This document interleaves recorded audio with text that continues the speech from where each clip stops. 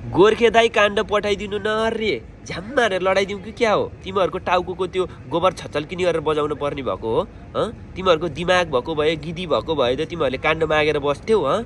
सबै कुरा अरूसँग माग्ने, अरूले पठाइदिनु पर्ने? केही कुरा त तिमीहरूले आफैले पठाउँदा नि हुन्छ त। हात हातमा मोबाइल छ, तिमीहरूको थुतुनो छ, मुतुनो छ, काण्ड आफै बनाउँदा भयो त। ए बाबा, नेतालाई गाली हामीले गरिदिनु पर्ने? देश ऋणले चुर्लुम्मे डुब्या छ, तिमीहरू नेताको झोला बोकेर हिँड्नु पर्ने, त्यो ऋणको भारी हामीले बोक्नु पर्ने, जे पनि हामीले पठाइदिनु पर्ने, देशलाई रेमिट्यान्स पनि हामीले पठाइदिनु पर्ने। अब हुँदा हुँदा काण्ड पनि हामीले पठाइदिनु तिमीहरूलाई, हानेर लडाइदिउँ। तिमीहरूको अरू केही काम छैन, तिमीहरूको अरू केही काम छैन भने काण्ड त तिमीहरूले पठाउने गराउ न। ए बाबा, परजीवी नहो त, अरूमा निर्भर हुने काम राम्रो होइन क्या। काण्ड त तिमीहरू आफै फुर्सदिलो छौ त, त्यति त बनाउन सक्छ त।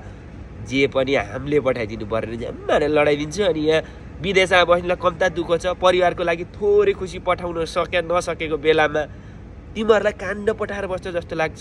ए बा, आयो भने हेरिन्छ, बरु पठाउने काम गर्दैन। मुर्दारहरू आफै बनाए काण्ड, कति न। बरु कसलाई पठाउनु पर्ने हो, सेयर गरिदिनु पर्ने हो। तिमीहरूलाई भाइरल हुन मन छ भने त्यतिको लागि चाहिँ सहयोग गरिदिउँला तिमीहरूलाई सोधेरै, होइन भने यहाँ काण्ड पठाइदियो भनेर म्यासेज नगरे फेरि उत्तानो हुने गरेर कसम त्यो गोबर छचल्किने गरेर हान्छु है तिमीहरूको।